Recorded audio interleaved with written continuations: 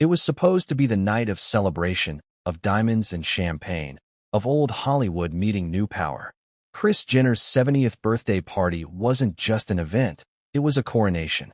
The matriarch of the most media-savvy family in America was marking 7 decades of dominance, surrounded by the industry's brightest faces, from moguls to models to musicians who owed their careers to her invisible hand. And then, in a moment that froze 1,000 whispers, Meghan Markle appeared at the door. Before we continue, please hit the like button, subscribe to the channel, and turn on the notification bell for updates. You could almost feel the temperature in the room shift. Cameras stopped mid-flash. Conversations paused mid-sentence.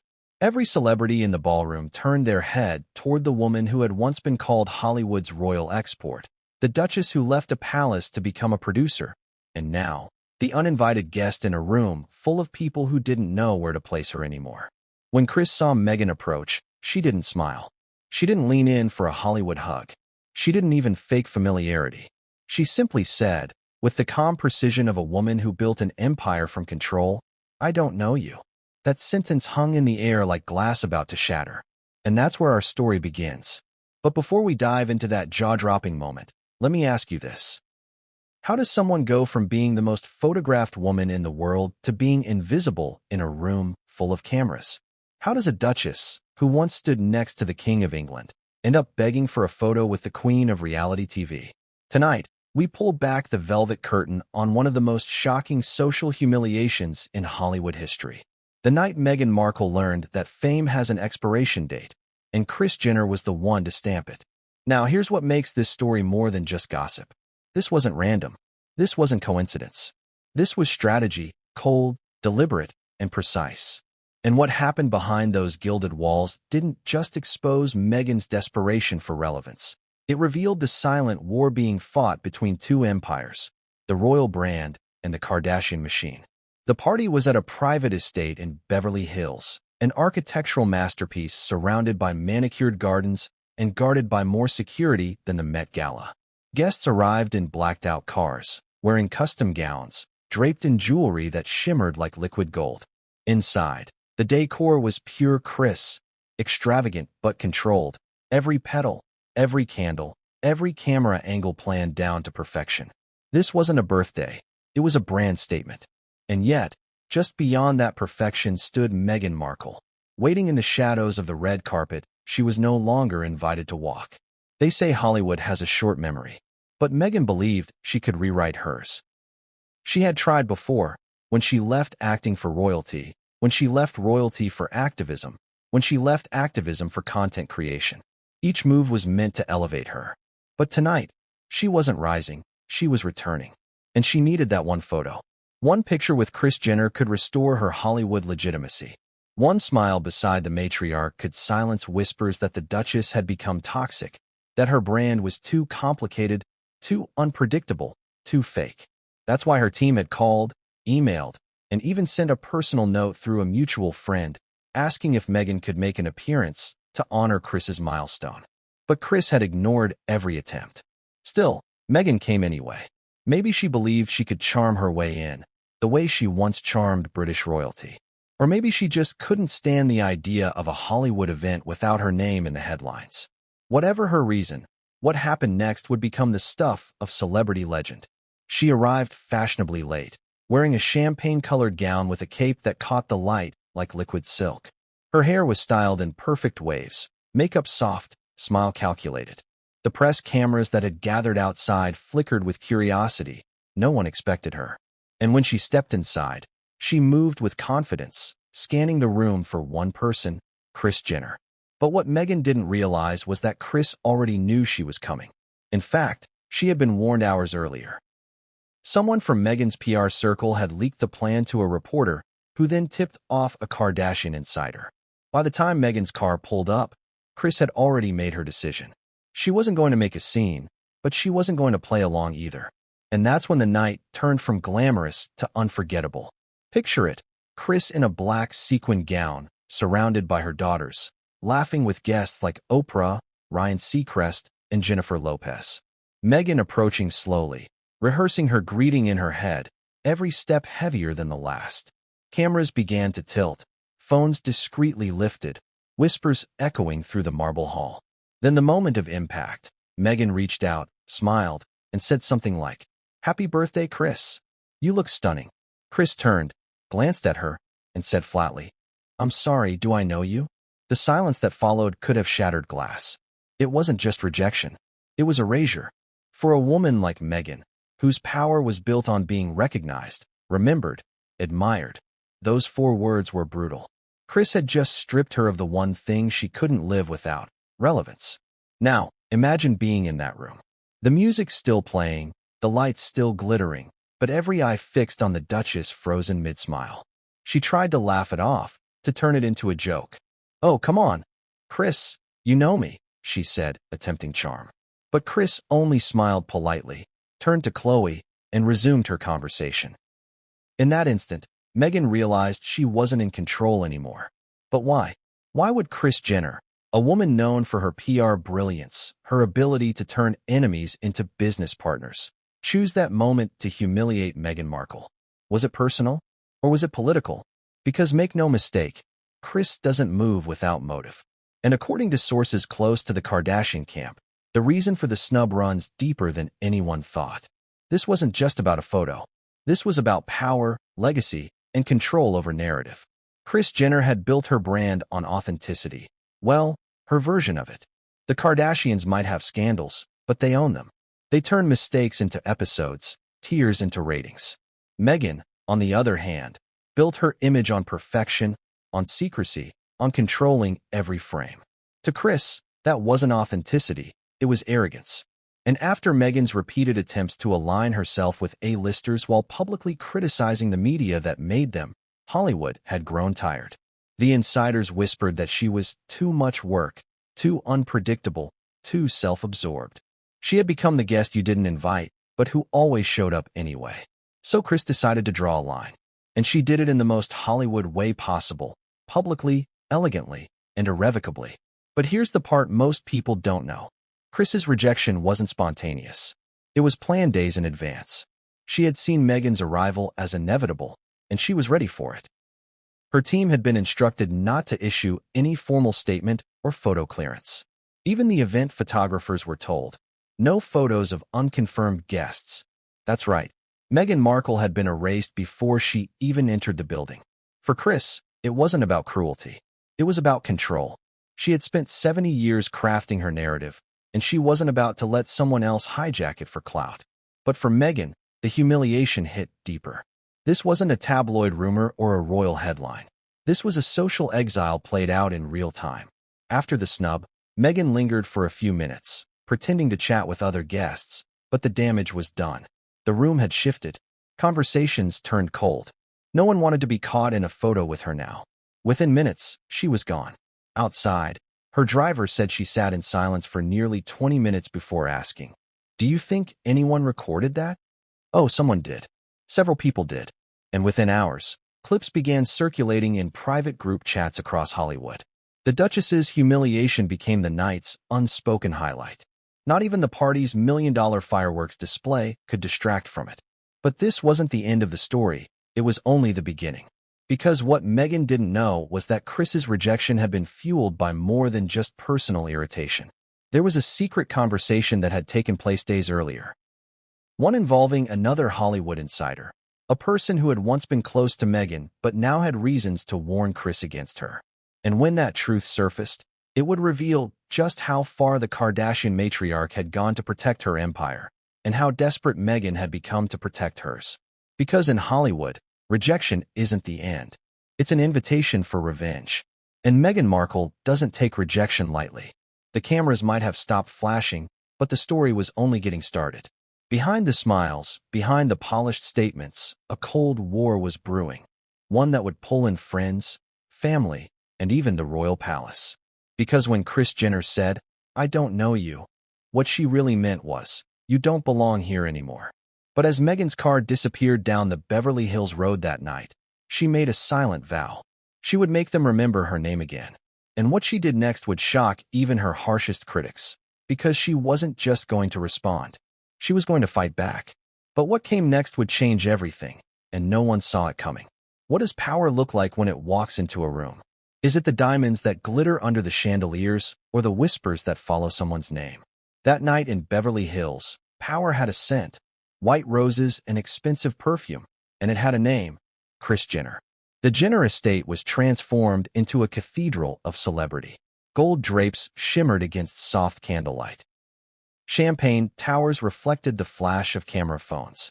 Outside, reporters and paparazzi gathered like vultures, craning their necks for glimpses of who was arriving. Inside, a different kind of hierarchy ruled, one measured not by royal titles, but by Instagram followers, brand deals, and influence. And at the very center of that world stood Kris. Turning 70 was not a retreat from relevance. It was her renewal. She had planned the entire event to remind everyone that no one, not even billionaires, made a move in Hollywood without her blessing. Her daughters flanked her like living jewels, Kim glowing in sculpted ivory silk, Khloé radiant in rose gold, Kourtney effortlessly elegant, Kendall and Kylie shining like twin spotlights of youth and money. Cameras loved them. People obeyed them. But as the music pulsed and laughter filled the air, there was an unspoken rule. Tonight wasn't about the drama. Tonight was about respect. And then, somewhere between the speeches and the sparkle, came the moment that broke that unspoken rule.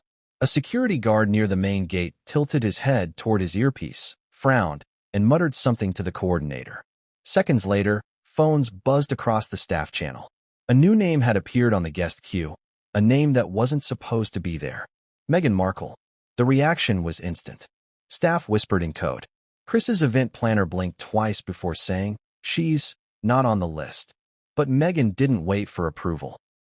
Her car had already pulled up. Outside, flashes erupted as soon as the car door opened. Paparazzi didn't need confirmation, they just needed movement. And Meghan had made sure they were there. Her entrance was planned like a royal procession. The shimmering gown, the calculated wave, the expression that said, "I belong here." She walked through the archway of roses and stepped onto the carpet that wasn't meant for her. Inside, the energy shifted. Conversations dimmed. You could feel the confusion ripple through the room like static. People looked at one another as if silently asking, "Who invited her?" Because that was the thing about Hollywood. No one needed to tell you when you weren't supposed to be somewhere. You could feel it in the air. Kris was across the room, mid-conversation with Ellen DeGeneres and Ryan Seacrest, when she caught sight of the commotion. Her smile didn't falter, but her eyes sharpened. Kris had built her career reading a room faster than any publicist ever could. She knew immediately what was happening, and she knew exactly how to handle it. But before we get to that infamous face-off, let's pause here and ask something important. What makes someone crash a party where they know they're not welcome? Is it pride, desperation, or the unshakable illusion that fame can still open any door? For Meghan, it was all three. Sources close to her team later revealed she'd been nervous all day.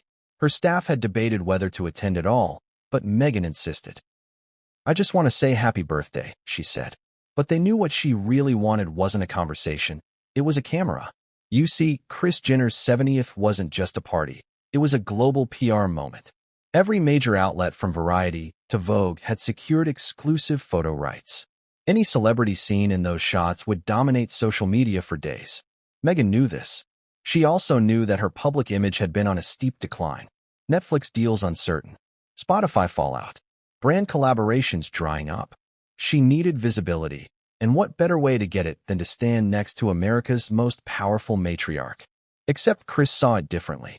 To her, Meghan wasn't a collaborator. She was a liability.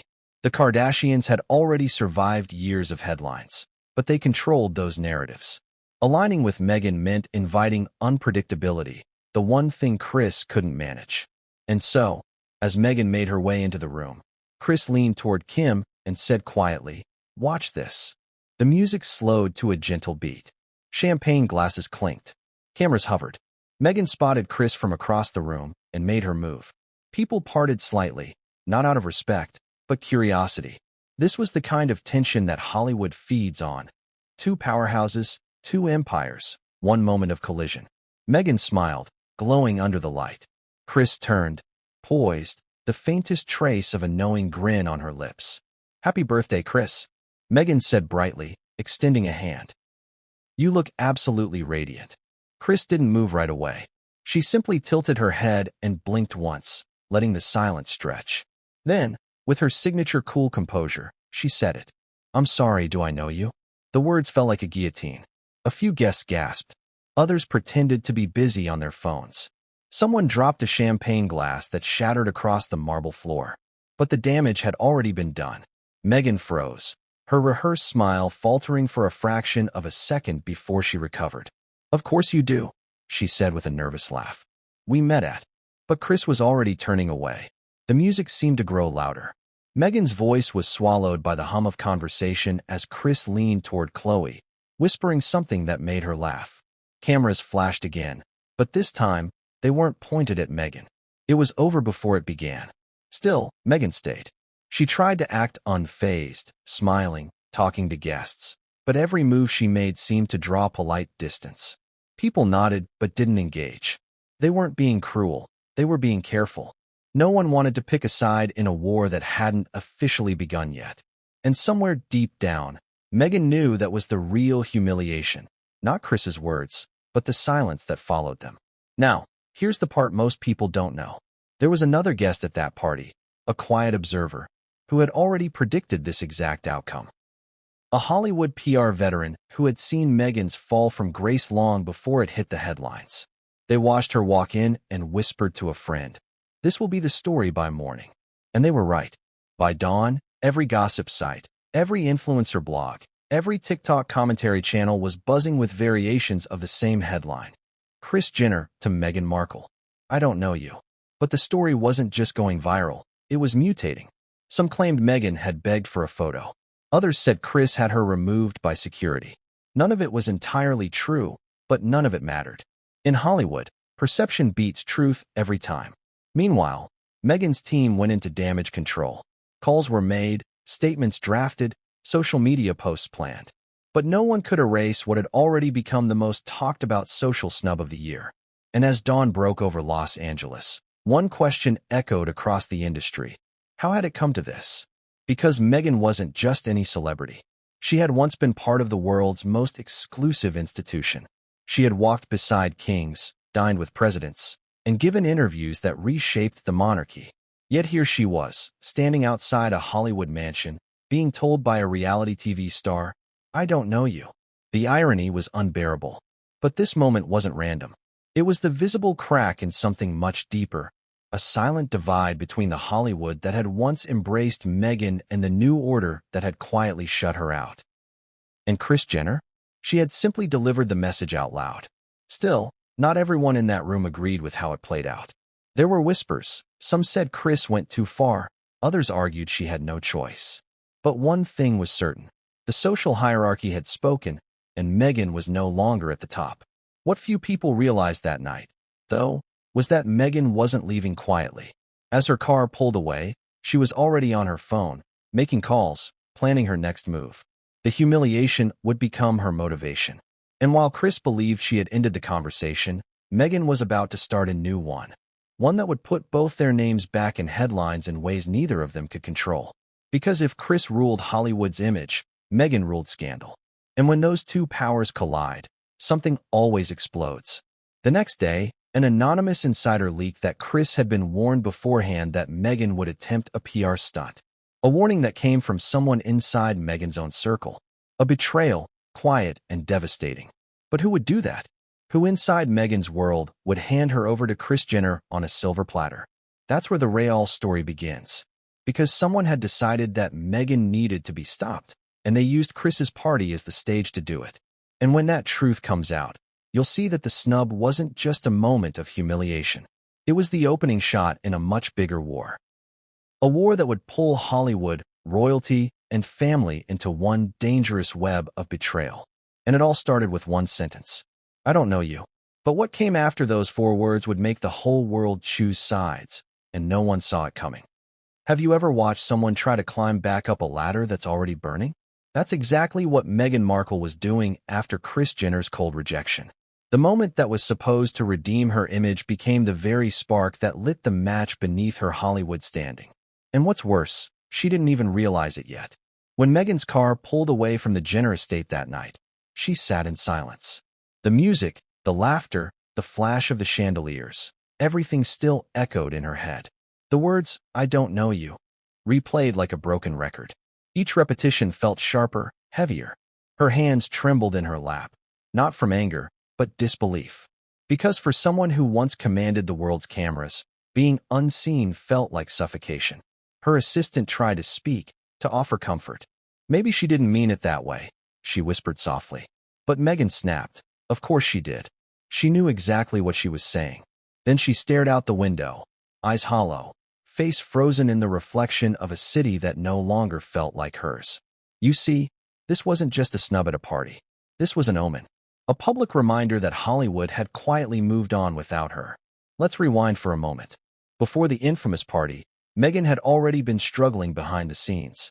Her Netflix deal, once touted as a $100 million triumph, was faltering. Executives were reportedly frustrated with her creative direction. Her Spotify podcast had been axed after a single season. Production companies were hesitant to attach her name to anything substantial. The Markle magic that once drew crowds had begun to fade, and everyone in the industry could smell it. But Meghan wasn't the type to accept decline quietly. Her entire career, from cable TV actress to duchess to media mogul, had been built on reinvention. And now, after months of silence and diminishing press, she needed a stage, a comeback moment. And Kris Jenner's birthday was supposed to be it. Her PR advisors had sold her on the idea. "This isn't just a party," one of them told her. "It's Hollywood's royal court. One good photo with Kris could reset your entire narrative." Meghan knew they were right. For years, the Kardashian-Jenner family had been the gatekeepers of American celebrity culture. Aligning with them wasn't just about friendship, it was about survival. In a world driven by algorithms and headlines, proximity to Kris Jenner meant relevance. But Meghan miscalculated something crucial. Kris wasn't interested in charity. She was interested in control. And Meghan had become too unpredictable to be controlled. The truth is, by the time Meghan arrived at that party, whispers about her were already circulating in Los Angeles boardrooms and Beverly Hills dinner parties. Executives murmured about her diva demands. Designers talked about her vanity clauses. Even agents confessed that she was too complicated to package. In short, Hollywood had turned on her. But Meghan didn't know that yet. Or maybe she did. And that's exactly why she crashed the party. Because deep down, she believed she could still fix it. She believed that if she could just be seen next to Kris, if one photo made it to Instagram, everything would shift. But instead of a photo, she got a public rejection. And after that, something inside her broke. Over the next few days, Meghan's team went into panic mode. They scrambled to contain the story, but it was already out of their hands. Paparazzi footage of her awkward interaction with Kris began circulating online. Twitter threads dissected every facial expression. TikTok creators reenacted the scene with exaggerated drama. The phrase, "I don't know you," became a viral meme overnight. Meghan watched it unfold from her Montecito home, pacing the living room in disbelief. "They're making fun of me," she whispered to Harry one evening. He tried to reassure her, but his words fell flat. He wasn't invited to that party either, and he knew why. Hollywood had started seeing them both as outsiders, too royal for California, too Californian for royalty. And that realization terrified Meghan. So she did what she always did when the walls closed in. She planned her next move. If Hollywood wouldn't open its doors, she'd build her own. She started calling old contacts, producers, and journalists she'd once charmed. Some didn't answer. Others responded with polite excuses. "Let's circle back after awards season," they said. Translation, "Not now, not ever." Then came the headlines. Meghan Markle's Hollywood return backfires. Industry sources claim Duchess has become radioactive. Even Kris Jenner says she doesn't know her. Each one felt like another nail in the coffin of her media empire. But here's where things get interesting. Instead of retreating, Meghan doubled down. She began reaching out to influencers, small production houses, and independent stylists, the people still hungry for exposure. She offered collaboration deals, interviews, even mentorship. Anything to get her name back into the conversation. And for a moment, it seemed to work. Her social media presence grew. Supporters rallied, posting comments like, "They're jealous," and "Meghan doesn't need Kris." But behind the scenes, the cracks widened. Her longtime publicist resigned. Her PR strategist took an indefinite leave. Even some of her most loyal staff began to distance themselves. They saw the shift that Meghan refused to acknowledge, the transformation from icon to cautionary tale. But here's the twist. Kris Jenner hadn't just rejected Meghan by accident. According to a source close to the Kardashian camp, she had been warned. Days before the event, someone had tipped Kris off that Meghan was planning a staged moment. That source described Meghan's plan as a desperate photo grab meant to rebuild her image. Who leaked it? No one knew for sure. But whoever it was ensured that Kris would be ready when Meghan walked through that door. And Kris didn't disappoint. After the party, Kris said nothing publicly. She didn't need to. The silence spoke louder than any interview. Every Kardashian family member followed her lead. No posts, no mentions, no shade. They simply pretended the incident never happened. But Hollywood understood the message perfectly. If Kris Jenner doesn't acknowledge you, you don't exist. Meanwhile, Meghan spiraled further.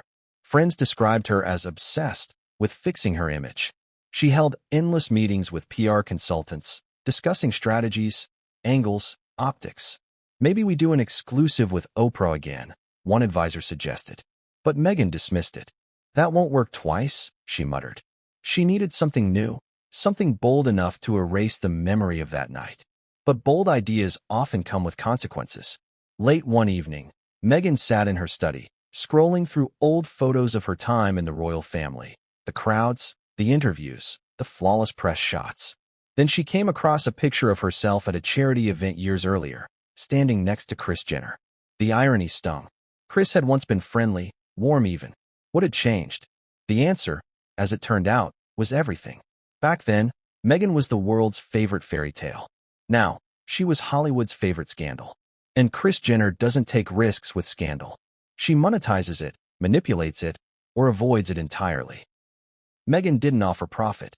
She offered problems. Still, Meghan refused to see it that way. She convinced herself the party incident was just bad timing, a misunderstanding, and she swore she'd fix it. So, she started reaching out again. Private messages to Kris's friends, subtle apologies to mutual acquaintances, all ignored.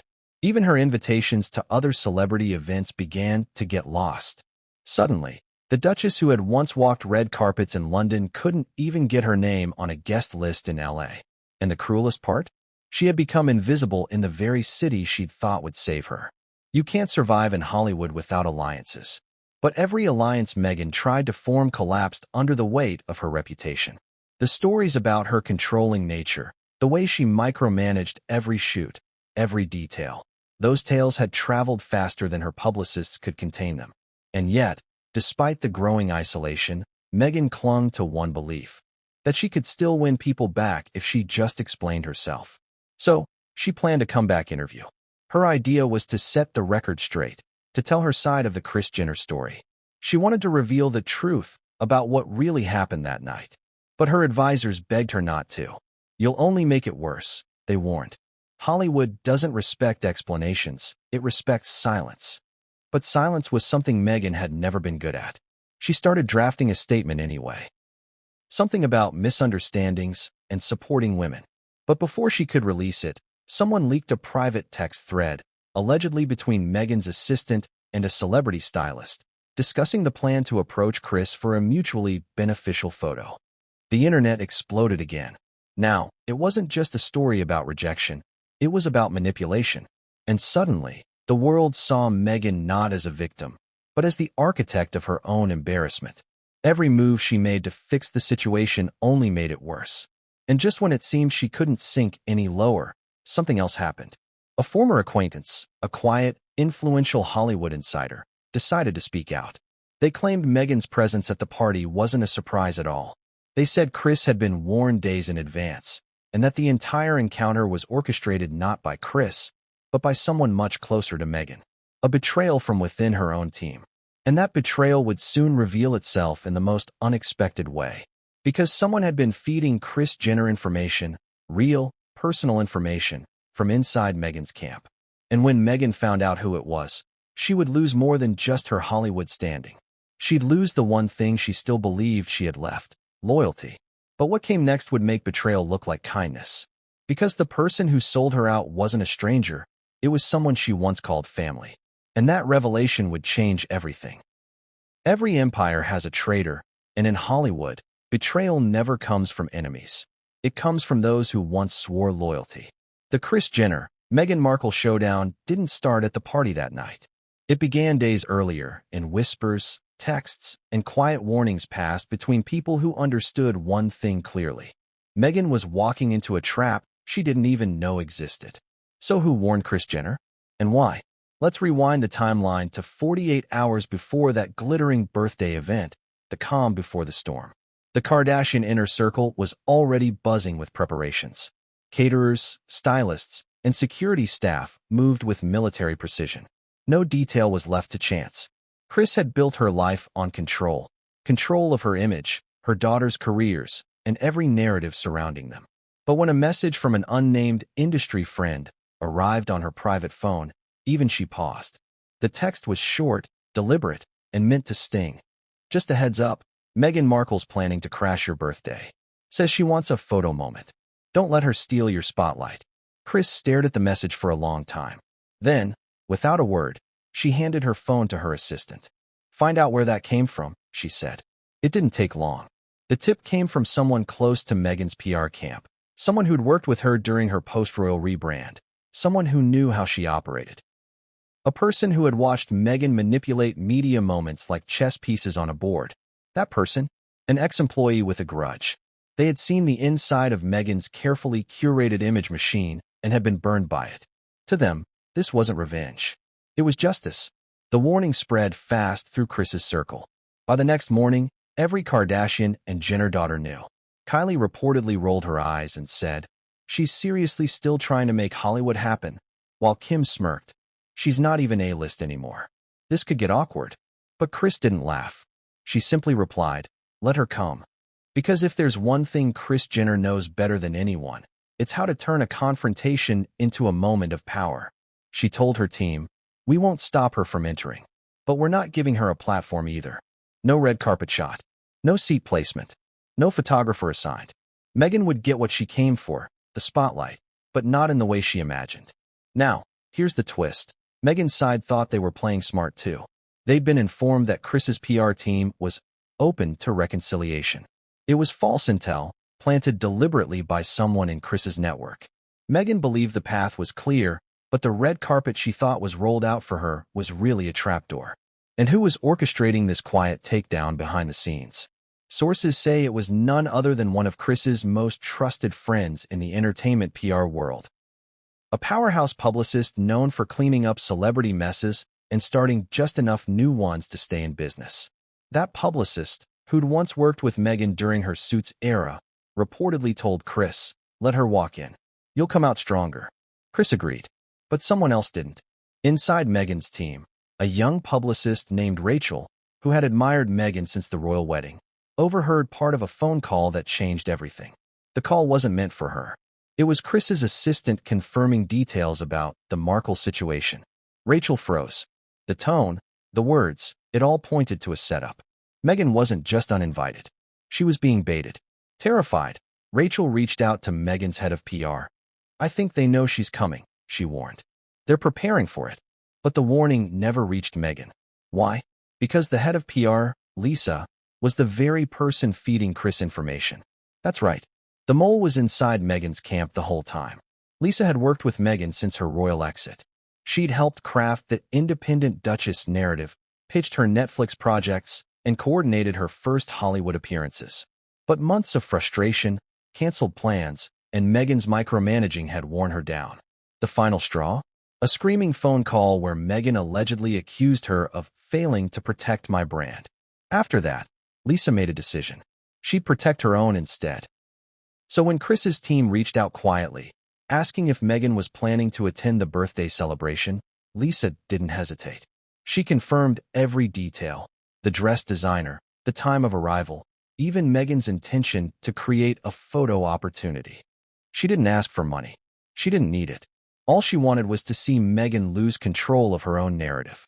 And Kris gave her exactly that. On the day of the party, as Meghan's car approached the venue, Lisa's phone lit up with a message from one of Kris's assistants. "She's here."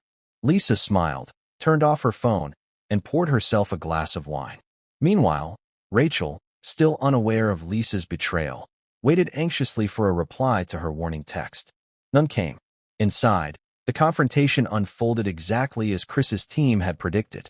Meghan's approach, Kris's cold response, the shockwave through the crowd. Every detail captured and quietly circulated. But here's where it gets darker. Kris didn't leak the story first. Lisa did. Within an hour of the party ending, a source close to the Kardashian family tipped multiple outlets with the line that would dominate every headline. Kris Jenner to Meghan Markle. I don't know you. By the time Kris's team even discussed whether to respond, the story had already gone viral. Lisa had outplayed them all. Now, ask yourself, what kind of betrayal cuts deepest? The kind from an enemy? Or the kind from someone who once said they believed in you? For Meghan, discovering Lisa's role was like losing oxygen. When the truth surfaced days later, after a journalist accidentally mentioned Lisa's name in an article, Meghan's fury was volcanic. She called her immediately, demanding answers. Lisa didn't deny it. She simply said, "You made this happen. You built your entire life on using people, and now someone finally used you." Then she hung up. After that, Meghan fired her entire PR team. But it was too late. The damage was irreversible. Hollywood insiders began whispering about the Markle meltdown. They said she couldn't keep a team, couldn't take advice, couldn't handle pressure. Each whisper became another brick in the wall that separated her from the world she was trying to return to. But here's the irony. Lisa's betrayal didn't end Meghan's career. It ignited something far more dangerous. Because Meghan wasn't just hurt. She was humiliated. And humiliation, for someone like her, doesn't fade. It festers. She started calling old allies, not for forgiveness, but for ammunition. People who'd been burned by Kris Jenner in the past. Former friends. Rival producers, tabloid editors with grudges. Meghan wanted dirt. She wanted leverage. And then she got it. One of her contacts, an ex-employee from Kris's production company, claimed to have access to private messages and behind-the-scenes footage from the birthday party.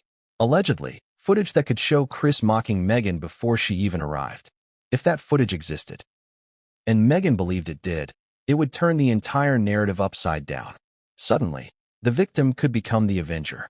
But Meghan wasn't the only one plotting. Kris had heard whispers about Meghan's revenge plan through her vast network of insiders. Instead of being afraid, she smiled. She knew how to play this game better than anyone. And she had her own secret weapon, something Meghan didn't see coming. Because while Meghan was busy gathering allies, Kris was quietly closing ranks. She reached out to the one person who could silence Meghan before she made her move. A person who knew Meghan better than anyone else in the world. And when that person picked up the phone, the game changed completely. The betrayal from within was already devastating. But the next betrayal would make that look like a footnote. Because the next person Kris spoke to wasn't just an insider. It was someone in Meghan's family. And once they started talking, Meghan's entire world would begin to unravel. What Kris was about to do next wasn't just strategic, it was ruthless. It wasn't a rejection anymore. It was an execution of reputation. And when Meghan found out who had helped Kris pull the strings, she wouldn't just lose control, she'd lose her mind. But that revelation was still days away. For now, all she knew was this: someone she trusted had sold her out. And the war between her and Kris Jenner had only just begun. Because in Hollywood, betrayal is just another business strategy. And Meghan Markle was about to learn that lesson the hard way. But what came next would be even more brutal. Because Kris wasn't done sending messages. She was just getting started. It's one thing to be rejected in private. It's another to be dismissed in front of a room filled with cameras, producers, and people who once called you a friend. When Meghan Markle walked toward Kris Jenner that night, she thought she was walking into a moment of redemption, a glittering stage where Hollywood would finally see her as one of its own again. But what she didn't know was that she was walking straight into an ambush disguised as civility. Picture this. The party had reached its peak. The air shimmered with laughter, the clinking of glasses, and the faint hum of a live jazz band playing old Hollywood tunes. Tables overflowed with orchids and candles, glowing like halos in a cathedral of celebrity. Kris Jenner sat at the center of it all, her table the nucleus of power, where every seat was more valuable than a movie contract. And then, the doors opened. A hush fell, not the kind born of awe, but of curiosity. Heads turned. Even the music seemed to hesitate for a beat. Meghan Markle had arrived. She didn't storm in. She glided, chin lifted, eyes sharp, smile polished. She was the picture of grace under pressure, the woman who had faced tabloids, royals, and betrayals, and still managed to command attention. But behind that practiced smile was panic. Panic that this night could either save her image or destroy it completely. Every camera she passed angled slightly, wondering whether to focus or hold. Some photographers hesitated. Others clicked just in case, unsure if she'd been cleared for coverage. But Kris Jenner's team had already sent out the order. No official photos of Meghan Markle. If she wanted a spotlight, she'd have to steal it. She made her way through the room, weaving between tables filled with Hollywood royalty. Jennifer Lopez, Ellen DeGeneres, Ryan Murphy, Oprah herself. Some nodded politely. Others pretended not to see her. And then there was the table, the one where Kris sat, surrounded by Kim, Khloé, Kourtney, Kendall, Kylie, and a few select guests who didn't need introductions. That's where Meghan was headed. The moment stretched, tense, and deliberate. Every eye followed her as she crossed the marble floor, her heels clicking like drum beats announcing an execution. She rehearsed her line in her head, warm, friendly, casual. "Kris, happy birthday. You look stunning." But Kris had already been warned this moment was coming. And she had rehearsed her line too. When Meghan reached the table, she smiled, her voice soft but confident. "Kris, happy birthday. I just wanted to say you look incredible tonight." Kris turned slowly, her expression unreadable. Then came the pause, the silence that would later become infamous. It was short but surgical. She tilted her head slightly, lips curling into what might have been a smile, or might have been pity. "I'm sorry," Kris said. "Do I know you?" Gasps rippled through the table. Kim blinked. Khloé's mouth twitched like she was fighting back a laugh. Cameras flickered in the distance, catching fragments of the exchange. For a second, Meghan thought it was a joke. She laughed lightly. "Oh, come on, Kris. It's me, Meghan. We met before, at the—" Kris interrupted, her tone crisp, polite, final. Right. You're Harry's wife." The words weren't cruel on the surface, but everyone at that table heard what she really meant. "You're not one of us. You're a footnote. A shadow.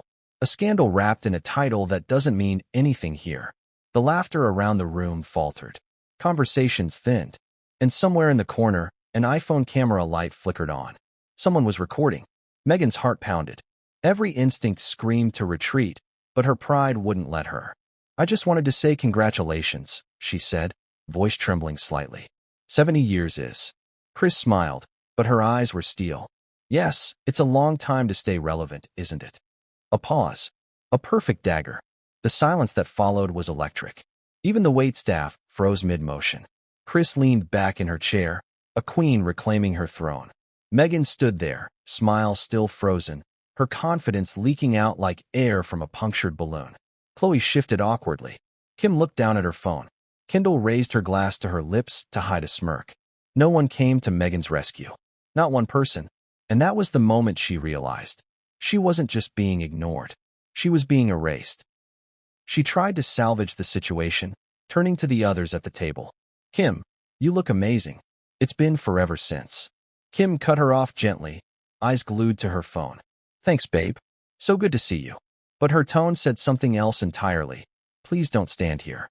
The humiliation was absolute. Meghan's cheeks flushed, her smile trembling under the weight of polite cruelty. She muttered something about getting a drink and turned away. Cameras followed her retreat like vultures. The whispers began the moment her back was turned. Kris leaned toward Kim and murmured, "That's the last time she tries this." Kim nodded. "That's the last time anyone does." But the cruelty didn't end there. Moments later, Meghan tried to compose herself at the bar. A few guests approached her, curious, cautious, pretending not to have seen what just happened. She smiled, pretending everything was fine, but the tremor in her hands gave her away. One woman, a well-known talk show host, whispered softly, "You should go home, honey. Don't give them what they want." But Meghan couldn't leave. Not yet. Not without that photo. She scanned the room again, hoping for a second chance, a brief handshake, a shot of reconciliation. But Kris never looked her way again. The rest of the night moved on without her. Toasts were made. Champagne was poured. Speeches were given. And in every group photo, Meghan's absence was glaringly obvious. But here's the part no one saw. After Meghan left, Kris did something that would ensure the story spread even faster. As the band played its final song, Kris's longtime publicist approached her and whispered, "Do we want to issue a comment if this leaks?" Kris smirked. No comment means confirmation. She knew exactly what she was doing. And sure enough, within hours, a leaked account of the confrontation at the table began to circulate through Hollywood insider chats. By morning, Page 6 had it. By noon, TMZ. By evening, it was everywhere. Every headline framed Kris as composed and Meghan as desperate. Every retelling exaggerated the silence, the tone, the expression. The world wasn't interested in nuance. They wanted spectacle. But Meghan wasn't ready to let this be the end. The following night, she called one of her remaining contacts in the entertainment press, a small magazine editor who had once been sympathetic. "You need to know the truth," Meghan said. "It wasn't like that." But the editor hesitated. "The video's already out, Meghan. It's everywhere." "What video?" she asked. There was a pause. The editor sighed. "Someone recorded it. The full exchange. It's all over private group chats. Kris's team's pretending they don't know who leaked it, but everyone's seen it." That was when Meghan understood the full scope of the betrayal. This wasn't just about being ignored. It was about being humiliated by design. And what hurt most wasn't Kris's words. It was the laughter she heard in the background of that clip, laughter that followed her even after she left the party. Harry tried to console her, telling her to ignore it, but Meghan couldn't. She replayed that video again and again, dissecting every second, every expression. She knew what she was doing, she whispered. She wanted everyone to see me fall. But as much as it stung, Meghan wasn't broken. She was angry, angry enough to fight back. Because for every camera that caught her humiliation, there were cameras that could still catch her comeback. And she was going to find them. That night, Meghan made a call to a man she hadn't spoken to in months. A Hollywood fixer known for flipping narratives and burying scandals. "I need your help," she said. The fixer chuckled softly. "You want to take on Kris Jenner? That's suicide." "Then I guess I have nothing left to lose," she replied. But what Meghan didn't realize was that while she was plotting her redemption, Kris had already made her next move. Because Kris Jenner never ends a story halfway. And her next step would take the humiliation from social to strategic. What she was about to do would reach across Hollywood, across the internet, and even across the ocean, to Buckingham Palace itself. And when it hit, Meghan wouldn't just lose her image. She'd lose her last shred of credibility. But that, as they say in Hollywood, was for the next act. The morning after Kris Jenner's 70th birthday party, Montecito woke to headlines that made even the ocean waves outside the Sussex mansion seem to pause. Meghan hadn't slept. She'd been up all night scrolling, replaying the same few seconds of that video. Kris's calm face, the deliberate pause, and those 4 brutal words. "Do I know you?" The internet had already replayed it a million times, each edit more ruthless than the last. And then Harry walked in. He was still half asleep, barefoot, holding his phone. But the look on his face when he said, "Have you seen this?" made her stomach turn. He dropped the phone on the table. A tabloid screenshot. Kris Jenner's quote, now turned meme, plastered next to a photo of Meghan mid-smile.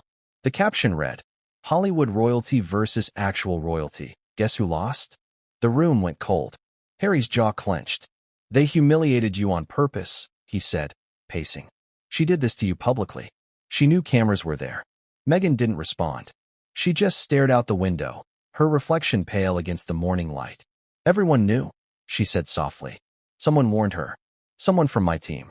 Harry stopped pacing. "What do you mean, your team?" She turned to him slowly. "There was a leak. A warning. Kris knew I was coming." Harry's face darkened. "Who?" "I don't know yet," Meghan whispered. "But I will." That's when Harry did what he always did when he felt powerless. He grabbed his phone and started making calls. First to Meghan's former PR firm, then to a Netflix contact, then to a journalist he thought he could trust.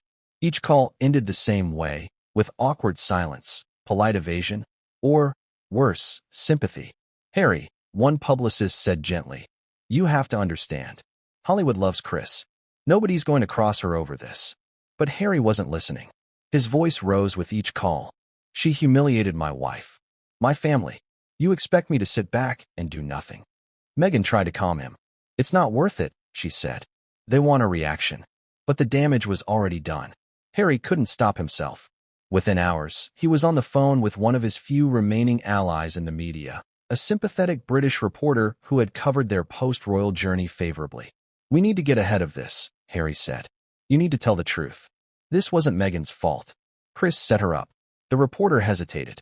"Harry, I'm not sure this is something I can." "Then find someone who can," Harry interrupted, his voice trembling with anger. By afternoon, word had spread. Not just that Harry was furious, but that he was making calls, demanding retractions, threatening legal action. The tabloids smelled blood. One outlet ran a headline that read, "Prince Harry loses temper over Meghan's party snub. He's lost control." And that's when things got worse. Because Kris Jenner, ever the strategist, had been waiting for exactly this moment. That afternoon, her team accidentally leaked a second clip from the party, one that showed Harry calling Kris's assistant the next morning. In the recording, Harry could be heard saying, "You owe my wife an apology." The clip was only 7 seconds long, but it was enough. The internet tore him apart. Harry's calling people over a party. Grow up, Prince. Even Kris Jenner doesn't answer the palace anymore. Meghan begged him to stop making calls, but he couldn't. "You don't understand," he said. "They're laughing at you." She shot back, "They're laughing at us." That "us" hit him like a slap. Because deep down, Harry knew the truth. It wasn't just Meghan who had been humiliated, it was him too. Every article, every meme, every joke about Kris Jenner's rejection was also a reminder that the world no longer saw him as a prince. He wasn't the soldier or the brother or the rebel anymore. He was the husband who couldn't protect his wife. That night, Meghan found him sitting outside by the pool, staring at the mountains. The phone was still in his hand. "Harry," she said quietly, "you have to let it go." He didn't look at her. "You think she can just say that to you?" "To us." She already did. There was silence between them, the kind that fills every space where love used to be easy. And then Harry whispered, "They think we're jokes, Meghan. They think we're the punchline now." Her eyes softened, but her voice was sharp. "Then let's remind them who we are." Harry looked at her, confused. "What do you mean?" She smiled faintly. "You'll see." Because while Harry was drowning in anger, Meghan was already planning her next move. She'd learned long ago that the best revenge isn't shouting, it's strategy. But Harry couldn't sit still. The next morning, he called Tyler Perry, the man who'd once given them refuge when they fled the palace. "Tyler," he said, "you've seen what they're doing. You've got connections. Can you talk to Kris?" Tyler sighed. "Harry, that's not how this works. Kris runs her world. You don't go to Kris. Kris lets you in. Then she's going to regret not letting us in," Harry muttered. Tyler paused. "Listen, man, don't go to war with her. You'll lose. Everyone loses." But Harry didn't hear the warning. He'd already crossed the line from frustration to fury. That evening, he drafted an email, a statement meant to clarify misinformation. It was filled with phrases like unfortunate misunderstanding and attempts to twist events. But the tone was defensive, brittle. Meghan read it and shook her head. "You'll only make me look weaker. I'm defending you." Harry snapped. "No," she said softly. "You're making me look desperate." The argument that followed was volcanic. Months of tension, Hollywood rejection, royal isolation, media attacks, all boiling over into one long, painful fight. Harry shouted that she was obsessed with image. Meghan accused him of being addicted to anger. And somewhere in that storm of words, something cracked. Harry stormed out of the house. He drove aimlessly down the California coast, phone buzzing with missed calls, until he ended up parked outside a small diner. He sat there for an hour, staring at nothing. The words Kris had said, "Do I know you?" kept echoing. But this time, they weren't about Meghan. They were about him. Who was he now? The soldier who'd left his regiment? The son who'd abandoned his family? The prince-turned-podcast guest? By the time he returned home, Meghan was gone to bed. He poured himself a drink, sat on the couch, and opened his laptop. That's when he saw it, a new headline. Insiders claim Kris Jenner warned palace before Meghan's appearance. He froze. Warned the palace? He clicked the article. It cited unnamed sources saying a senior royal advisor had been informed that Meghan was planning to attend Kris's birthday and had expressed no objection. It didn't make sense. The palace knew? That night, Harry didn't sleep. He couldn't. Because if that leak was true, it meant the humiliation didn't just come from Hollywood, it came from home. And if the royal family knew Meghan would be there and did nothing to stop her humiliation, it meant something far worse. They'd let it happen. And suddenly, Harry's anger toward Kris Jenner turned into something colder, sharper, more dangerous. Because if his family had known and stayed silent, then this wasn't just a social snub. It was a message. A message that the monarchy and Hollywood had finally agreed on something. That Meghan Markle no longer belonged to either world. And that realization would push Harry to do something reckless. Something that would take this feud far beyond California's borders and straight into Buckingham Palace's halls. But what he did next wouldn't just change his marriage. It would change the way the world saw him forever. Because Harry wasn't just going to defend Meghan this time. He was going to expose the royal silence behind her fall. And once he did, the war between the Crown, Kris Jenner, and the Duchess would explode in ways no one could control. But what came next would shock even Meghan, because the next betrayal wouldn't come from Hollywood or the palace. It would come from someone she trusted with everything, someone she thought was still on her side. And this time, the betrayal wouldn't just hurt her reputation. It would destroy it. The storm didn't hit all at once. It rolled in slowly, quietly, like a fog creeping through Beverly Hills, smothering everything Meghan Markle touched. One day, she was still the Duchess of Sussex. The next, she was that woman Kris Jenner refused to take a photo with. The fall wasn't loud, it was silent. That's what made it terrifying. Hollywood doesn't destroy people with scandal. It destroys them with silence. No phone calls, no invitations, no answers, just absence. And that's what Meghan woke up to. Her phone, once buzzing with messages from stylists, producers, influencers, and journalists, now sat on the counter, mute. Her email inbox, once bursting with brand deals and interview requests, had turned into a graveyard of polite rejections. She felt it first when her assistant, trembling, said, "Netflix called. They're reevaluating your upcoming project." Reevaluating. Meghan repeated, her voice calm, but her knuckles white. "Yes," the assistant said. "They said they'll circle back." That phrase, circle back, was death in Hollywood. It meant, we're done, but we're too polite to say it. And Netflix wasn't alone. Her scheduled appearance at a Beverly Hills charity gala was postponed indefinitely. A Vogue interview that had been in the works quietly disappeared. Even the small influencer brand she'd agreed to collaborate with suddenly went in a different direction. Kris Jenner hadn't said a single word publicly since the party. She didn't have to. Her silence was a signal. If Kris wasn't taking Meghan's calls, no one else would either. Meghan tried to laugh it off at first. "It's just a phase," she told Harry, forcing a smile. "They'll move on." But Harry could see it. The shadows under her eyes. The nights spent scrolling through headlines. The subtle panic in her voice when she asked, "Do you think they hate me?" Harry didn't have an answer. He was fighting his own war. Every attempt he made to defend her in the media only made things worse. The tabloids painted him as unhinged. Late-night hosts mocked his anger, and the palace's silence was deafening. Then came the cruelest twist. Meghan's closest Hollywood acquaintances, people she'd once dined with, confided in, even championed, began ghosting her one by one. Oprah stopped returning calls. Ellen wasn't available. Serena Williams, usually fiercely loyal, politely declined a lunch invite. Even Tyler Perry, their once lifeline, sent a gentle text. "It's best to lay low right now." Lay low. Two words that hit harder than any insult. Because Meghan didn't do low. She did spotlight. She lived in it, breathed in it, defined herself by it. And now that light had dimmed, leaving her stranded in a cold silence she didn't know how to navigate. But why did Hollywood turn so fast? Was it really about Kris Jenner? Not entirely. Kris was just the spark.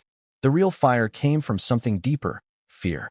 Hollywood loves power, and Kris had plenty of it. Aligning with Meghan now meant risking that power. No producer wanted to be on the wrong side of the Kardashian-Jenner machine. No brand wanted to be seen backing the woman Kris had subtly exiled. And behind closed doors, Kris made sure that fear stayed alive. At lunches, she dropped quiet hints. "It's sad, really." Meghan's unpredictable. At meetings, she'd sigh. "I tried to help her, but she doesn't listen." She never lied outright. She didn't need to. She planted seeds. The rumors did the rest. Before long, Meghan's name became shorthand in Hollywood for liability. She's talented, but she's beautiful, but she's passionate, but every sentence about her ended with a but. Even the agents who'd once fought to represent her began quietly steering clients away.